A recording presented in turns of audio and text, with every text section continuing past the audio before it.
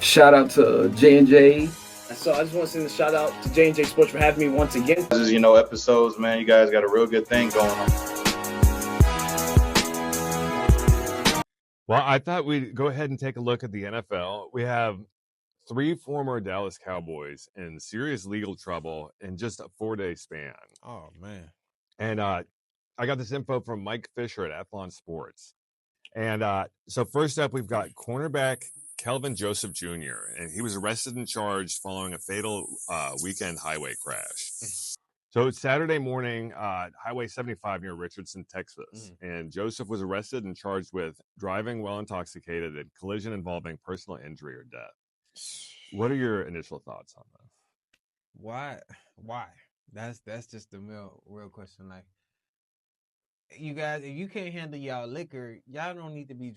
If you're drinking, you shouldn't be driving. You got money, hire a driver. You know what I mean? Like, why put yourself in unnecessary? You know what I mean? And it's like they could suspend you. You cannot play. Like, why? It's not working. Yeah, and he wasn't even in the NFL anymore. I think he was with the UFL at the time. So he was trying to get back into the NFL. Well, you ain't getting back doing that, making those type of decisions. And he does have a history that I know we've covered on the show. And it was shooting at a strip club, and he was involved in it, but didn't come forward or talk about it or anything. And the person who had committed the shooting got into the same SUV with Joseph as they left the club. Okay. So he had ties with whoever. Yeah, it sounds like, I guess my question is, why can't he stay out of trouble? I don't know. I think it might be his friend. It might be, because sometimes it do be the friends that surround you, influencing you to do. If they feel like you easy-minded, then they'll try to, yeah. Yeah, and, turning back to the crash, according to police, it was a 27-year-old woman named Cordy Morris who was riding a motorcycle, and she ended up dying in the crash. Do you think Joseph was possibly drinking and driving? Yeah, no, he was. He definitely was drinking and driving. That's no question. Rest in peace to that young woman. That's tragic. Yeah, he called the cops around 5:39 a.m., informing authorities that he was involved in a fatal crash with a motorcycle. And my question is, why did he run? I don't know. I mean, I don't know why people run in those situations. It's like they're gonna find out. People, you can't run forever. You're gonna get caught at some point. That's almost exactly kind of what he did with the club shooting. Yeah, was he left? Didn't come forward until he was identified. I think it's better to come forward, especially if you're a professional or anything like that. It's better to just come forward anyway. You get better results doing that than running and hiding. And then, the woman was killed during this whole thing. And I'm wondering, if he doesn't leave the scene, he doesn't run, what if he calls an ambulance and saves her life instead? He could have tried to. That would have been, he would have got lesser punishment doing that route. Yeah, I agree. That's definitely the right thing to do. Yeah. So on CowboysCountry.com, they said that Joseph's bond has been set for $1,000, and for the DUI charge, $25,000 for accident involving death charge. And he only played in 26 games for the Cowboys, and he actually didn't really do very much for a second-round pick. He was actually kind of a bust for us. Yeah. So the Cowboys do like to gamble in the second round. I know Jerry Jones has called it like something like fun money or like free money to just, go ahead and gamble on a pick. Yeah. Do you think they should stop this? Yeah, they definitely should stop this. But are they going to stop? Probably not. Gambling is gambling. So I know them taking the character risks has a lot to do with Jerry Jones, the Cowboys owner, passing on Randy Moss in the draft a long time ago. He wanted to be a Cowboy, and then I remember that. I remember, and then Patriots wound up getting him, which I know they regret it now. They regret that decision. Yeah, every time he played the Cowboys, he always put on a show. Sure, I know it because it's personal for sure. So Joseph was eventually cleared of any involvement in that club shooting in Dallas. And he did eventually land with the UFL Defenders this last spring and played 9 games with the team. And, as you had mentioned, rest in peace to the lady who... To that woman, yes. Cause she ain't deserve that. She was minding her business, Everybody, be careful on the roads, please. especially them bike riders and stuff like that. Yeah. So, I am curious. Do you think there's something going on with him? I guess, or is he?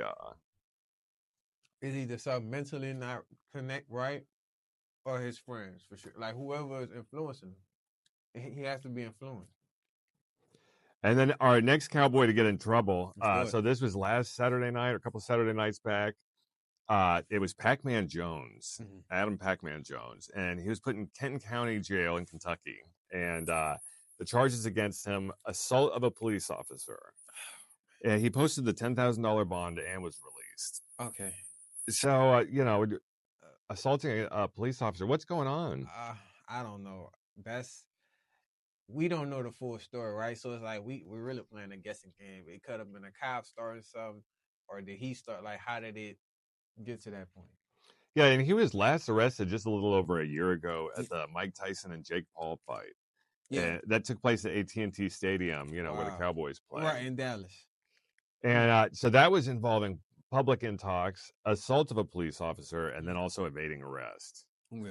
And this, his arrest that happened recently, that was right across the river in Kentucky. So right across the river from Cincinnati, where he had used to play. I heard some things about Kentucky. They're kind of mean over there. What was he doing up there? Was he just? I'm not positive on that, but Yeah. I am curious. Why does he keep getting in trouble in the places that he used to play at, or near the places that he used to play? I don't know. It's something that's still drawing them back there. I don't know if it's like the teammates or just something is drawing them back there though. And he only played with the Cowboys in 2008 just for one season. But every time he's mentioned, it's always former Cowboy. Yeah. So. It's kind of always like that, James. You always go back to the city and get in some type of trouble, I feel like. And, public intoxication, I can understand how people could get a ticket like that. Yeah. They're out there having fun, and they have a little too much fun. Yeah. But, what's with the violence, I guess? I don't know. When you drinking and stuff, you're not thinking clearly. So if somebody offends you or something like that, some people just just want to get physical and stuff. So yeah, having too much fun turns into emotions, and then emotions turn to fight. That's how it goes, for sure. And then the next Cowboy to get in trouble recently, Greg Hardy. He's 36 years old, and he's had numerous run-ins with the law. So this time around, he was booked into Richardson County Jail for charges of assault, causing bodily injury to a family member. Oh yeah, that's yeah. These are serious charges. Yeah. Do you think his fighting career has anything to do with these charges? Nah, I don't think so. I just think that's just he wants to fight people. I think that he wants to hurt. I mean, because like everybody has some type of common sense. So I think he just wants to do that. Like the other two Cowboys we had talked about, he definitely has a history. Yeah, his is top on the list for sure. There was that high-profile domestic violence case in 2014, and then he had a drug arrest in 2016. Oh, so he got a lot going on.